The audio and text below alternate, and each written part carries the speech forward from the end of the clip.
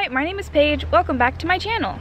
Today I am joined by my boyfriend Troy and my grandma, and we are going to another library to look at their library book sale. If you are new to my channel, then I have done library books, like book sales before. I've gone to them before, but they've always been at like my local library, and this will be my first time going to sort of a library farther away, so I'm really excited to see their selection. It's a really beautiful library. You can tell they've put a lot of work and money into it, so I'm excited to show you it.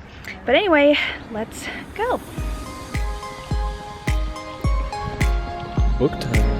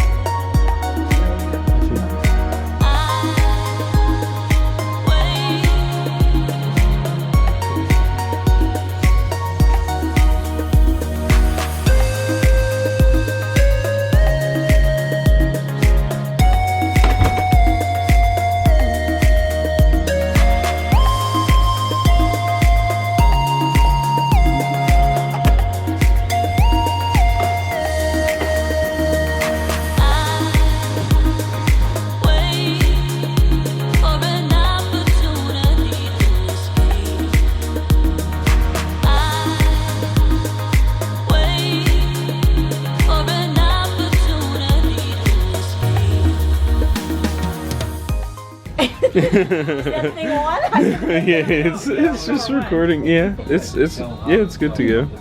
Let's see. My name is Mary Jo Marion. We're involved in the Norwin Public Library. This is our first book sale of the year, and we'll go through the end of June. And in June we have a brown bag sale. It's $5 a bag. This is the best deal in town. All right, thank you. Oh, that's such a good book. That is such a good book. I read that in high school. Oh my gosh, it's such a good book, Paige. It's so good. I think I've also read this. That's another good like core class book.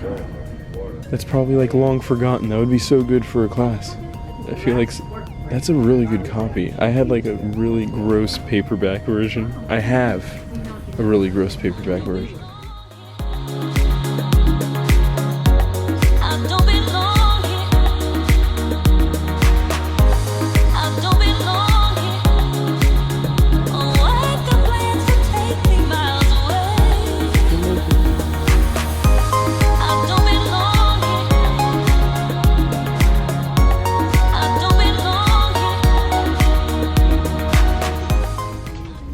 That looks like a really cool... Oh, of course it is.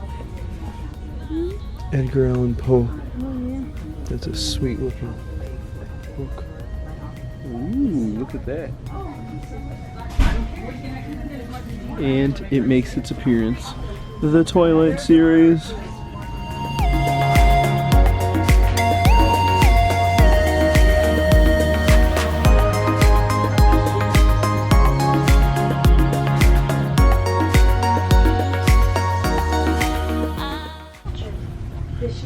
A maggot. It's me.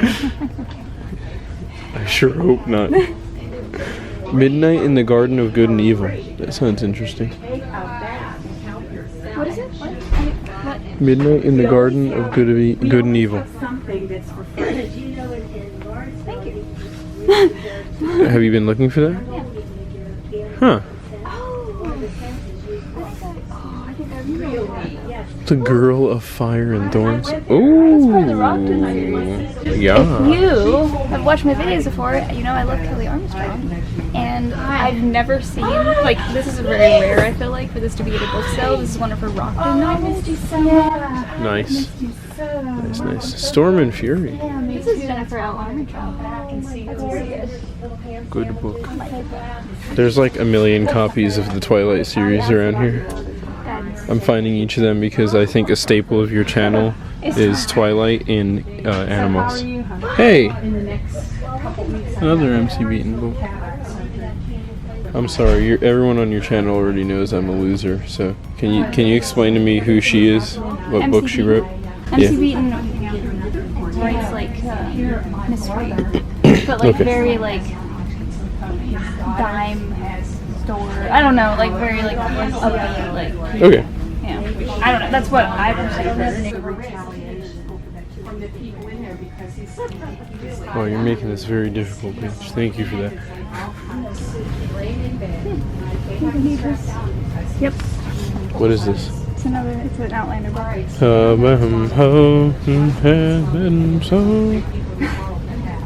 that close? Yeah, that was it. A Court of Thorns and Roses. I heard that book is terrible. Oh wait. Do I have a hard copy? I don't think I do. You have the Oh yeah. Well, sorry. my anniversary gift was very easily forgotten. I'm just gonna stop. I'm gonna stop talking. Guys, I'm quitting. I don't get paid anything for this. Funk and Wagnall's New Standard Encyclopedia. He's got the funk. Wait, this is also good. Did your grandma see this? The Shack audio. Where's your grandma? Get your grandma. Have you ever heard of The Shack? I've heard of. Yeah, I love it. Yeah, I'd love it's to an hear that. audiobook. I'd love. Thank Right up you. your alley, Oh, yeah. you're awesome. I awesome. wrote a book report about that when I went to a private school. Oh It's my like one of my gosh. favorite books ever. I've heard of Nora Roberts. Yeah. Romance, mystery, romance, and she has a fantasy series. Maybe that's why I heard of it. Huh? Probably. I'm like super excited for you in The Shack. I am too. That's price list right there. $16.10. Can we This drive for down or run? $16.10 for all this. Holy cow. How heavy is that? Huh? How heavy is that? Oh, no, not too heavy. It's, it's not heavy though. I'm all good. Oh, My good. voice, my pitch goes up a little bit, but I'm When you're in pain? in a little bit of pain. My muscles hurt. Look at me. Oh, there we go. My voice is back. All right, hey, how's it going? Thanks, Troy. You're welcome. Wait, which side? Fighting! Hello and welcome back to my library. I'm getting really big vibes from my last library haul video that I did because I also had a hat on in that video just because of circumstance. I'm actually recording this a few days after we went to that library, so I've just returned from the gym and that is why I look kind of a mess. I'm very cold, so I have this blanket wrapped around me. It is a heated blanket that my mom got me for Christmas from Walmart that I am extremely pleased with. But enough of my rambling. I want to show you the 14 books that I got at the library. So let's jump right in.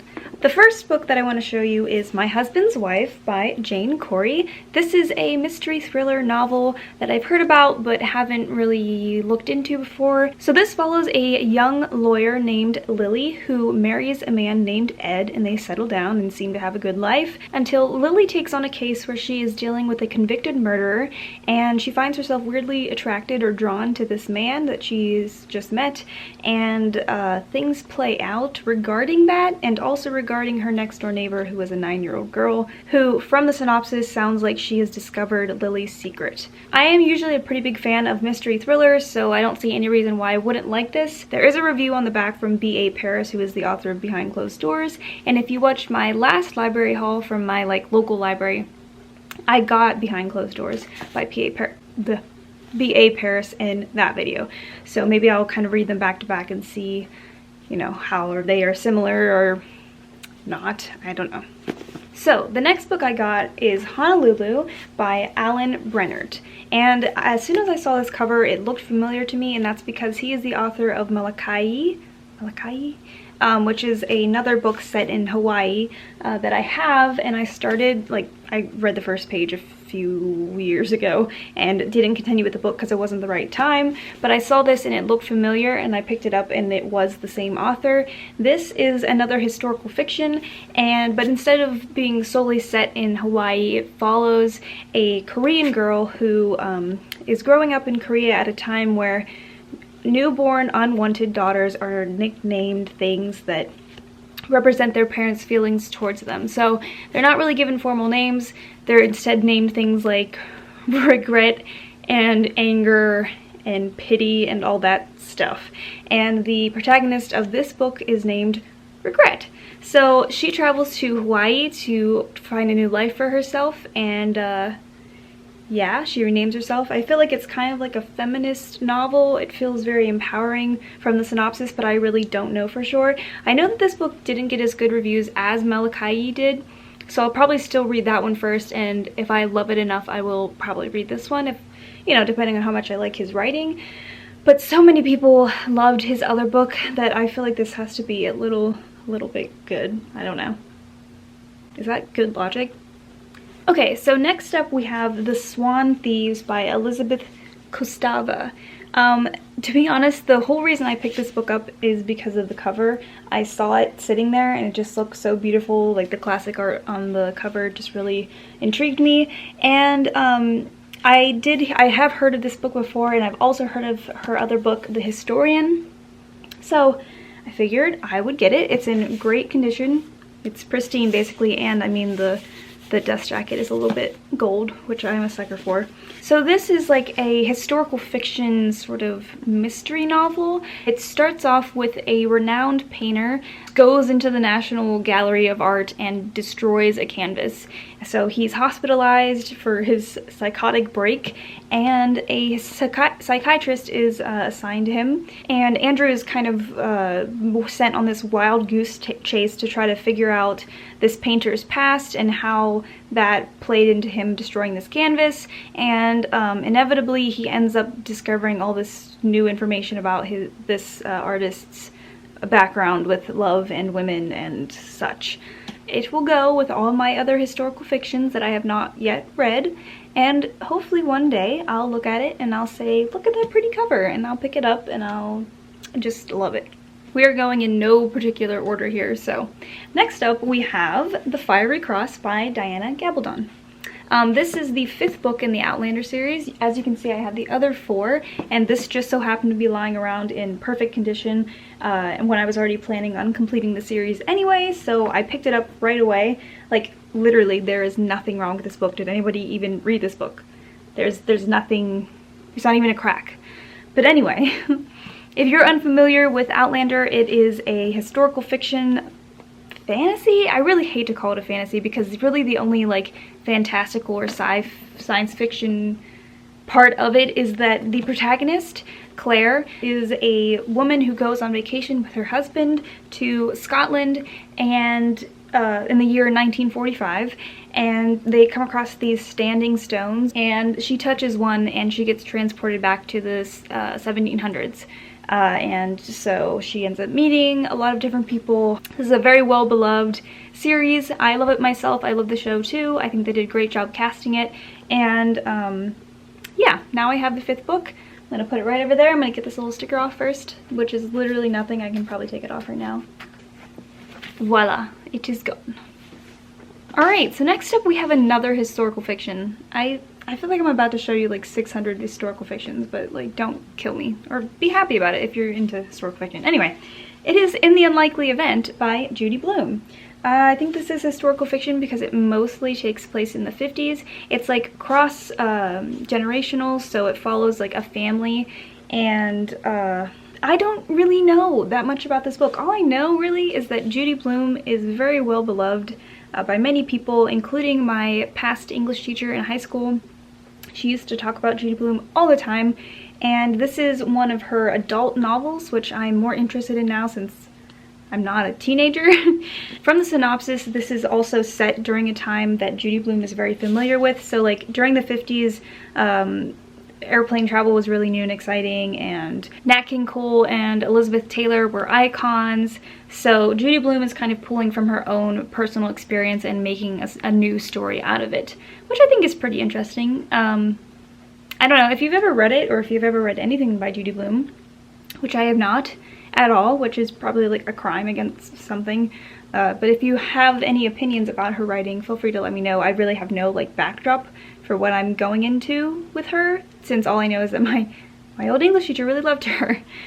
Alright, next up we have Storm and Fury by Jennifer L. Armentrout. It's a young adult fantasy following a girl named Trinity who is going blind, but she has this unique ability to see spirits, and so she lives in this very highly protected place surrounded by these wardens who like protect her from demons who would devour her for her powers. And then, but like one day these other wardens show up and they're like, hey, so the wardens have been like being devoured lately and things are going wrong. And she's like, oh no, maybe I'll get eaten next. Terrible synopsis, I'm sorry. But this got really good reviews on Goodreads. Right now, from looking at Goodreads, it looks like a duology, but that could be just because the third book hasn't come out yet. I'm not really sure. Okay, moving on, because we can't stop. We're moving to Midnight in the Garden of Good and Evil by John Berendt. First of all, I've heard this book before. It is considered like a classic to some people. It's a true crime, like a non-fiction book, which I actually didn't know. I just knew that it existed and people liked it. But what attracted me to this book is, again, the cover. I saw the cover and I was like, wow, that looks a lot like the statue in Rose Red, which I've already talked about, and is a miniseries that was like in the early 2000s or 90s, which was written by Stephen King. Anyway, it reminded me of that, and so I picked it up, I saw the title, and I was like, oh, it's that book. And yeah, it's that book. So it is set in the South, it's a true crime like I said, and it begins in the 80s. It takes place in one of the grandest mansions in Savannah, and a murder takes place there. Shots ring out.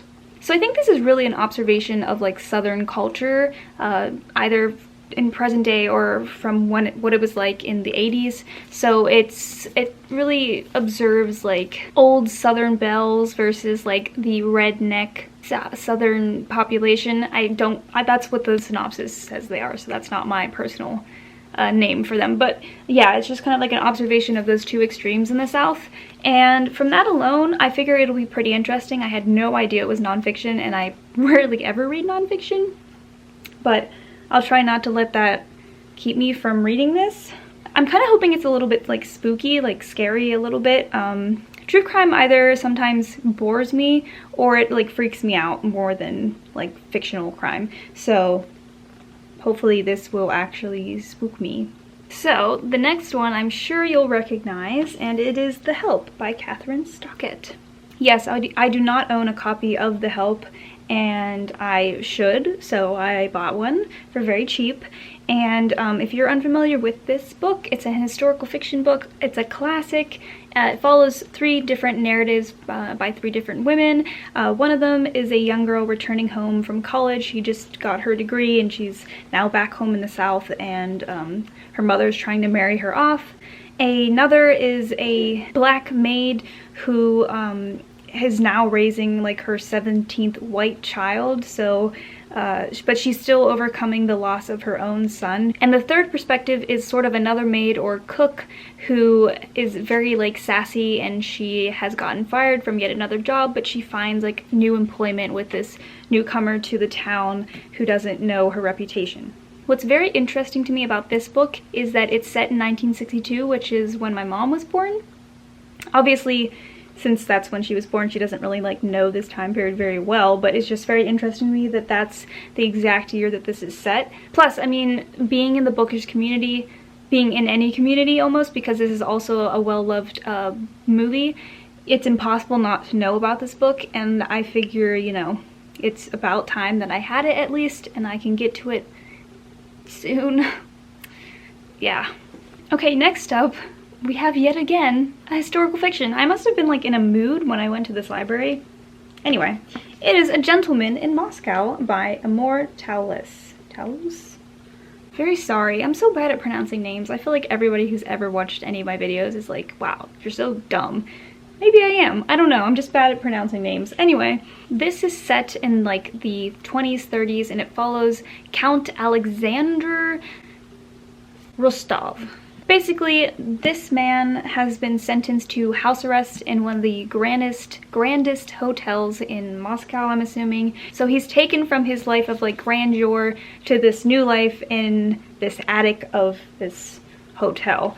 And he must sort of observe all of the events happening in Russia during this time while never being able to be a part of those events. So he kind of observes them and also develops these friendships with these other people in the hotel.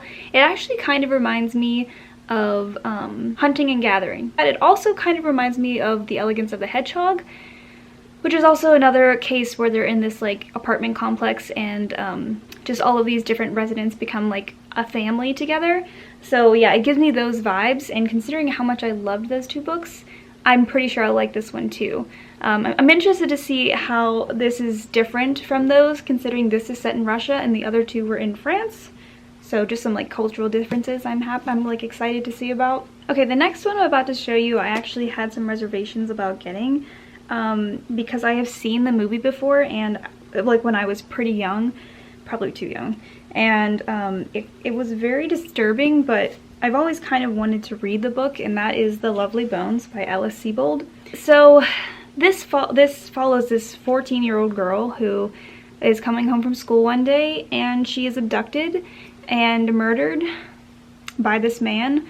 And so most of the book, or most of her perspective, takes place from heaven. So she's like looking down at her grieving family and the detectives who are working on this case, and she's kind of just like accepting her own death and like the tragedy that has befallen her and her family. So yeah, I remember the movie being very, very heart-wrenching. So the book is probably the same, if not worse. But I've always thought to myself, like, this is covering a very real thing that happens every day. And I feel like it's important that I try not to shy away from those things, because this is something that needs to be talked about, and people need to recognize how terrible things like this are, and like keep an eye out for their fellow community members and just like young girls. I don't know. It's just, I decided to get it because it is a very, I think, relevant novel, and I'll probably read it when it's like summer and I'm not like feeling real gloomy, so that it doesn't absolutely destroy me. Okay, this next one I'm actually really excited for, because after I picked it up, that was when I really like investigated it on Goodreads and just found so many people that I know and love who loved this book. So this is a horror mystery. It is The Silent Patient by Alex Michaelides? I'm so sorry.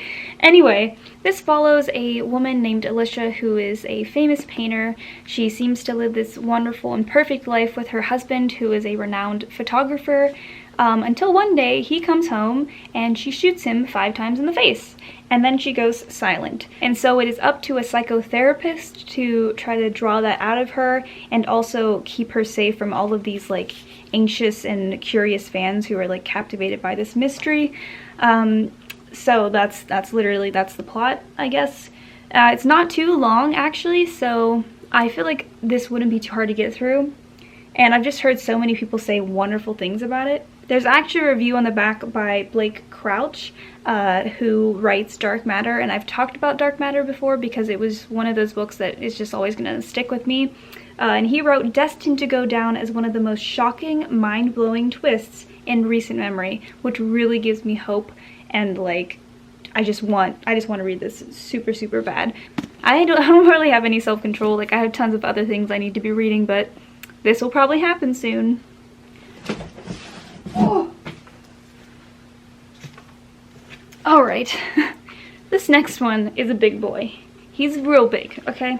And that is Under the Dome by Stephen King. Before we talk about the book itself, I knew about this because my friend Becky loved the TV show apparently that they made out of this. I've never seen it. I've never even seen like the cast for it or anything, but she said that she used to love the TV show that they made based off of this book. So, oh my gosh, it's so big. Look how big this is. Oh, why do you do this to me, Stephen King? Oh my gosh. The reason why this is called Under the Dome is because it's based in a town where suddenly one day a dome, an invisible barrier, drops over the town. And so planes crash into it. It says one of the gardener's hands is cut off because it was like where the dome came down at. So of course, this causes a lot of problems, needless to say. First of all, I assume that there's a problem with like food and fresh water. Like if your only choice is to live off of a very limited area, then I feel like you would have issues with that. But there's also issues with like politics and such. This will go next to his other books that I own and haven't read yet that are humongous, although this is the biggest of them all. And maybe one break or one summer I'll try to tackle it, but that won't be happening anytime soon. The only reason I got it now is because it's real cheap, it's in good condition, and I've heard good things about the show at least, so this is a lot to undertake. How many pages is this? Well, it's over 1,000, but I don't know. Maybe it's this big because the pages are just so like thick. I don't know. Next up, we have another historical fiction. So, that is The Bonesetter's Daughter by Amy Tan. I read some of Amy Tan in high school. I remember her very specifically. This basically follows a girl named Ruth who is trying to uncover the mystery of her mother's past. So, on her mother's deathbed, Ruth realizes that she never knew her mother's maiden name. And so this like invokes a lot of curiosity in her, and like, I guess to kind of deal with her passing or with her ailment, her daughter starts to go looking for remnants of her past and her history. So this takes place a lot in China, I think, or at least there's a lot of like Chinese culture in this book. I know Amy Tan is a very respected author, and I figured I might as well pick this up.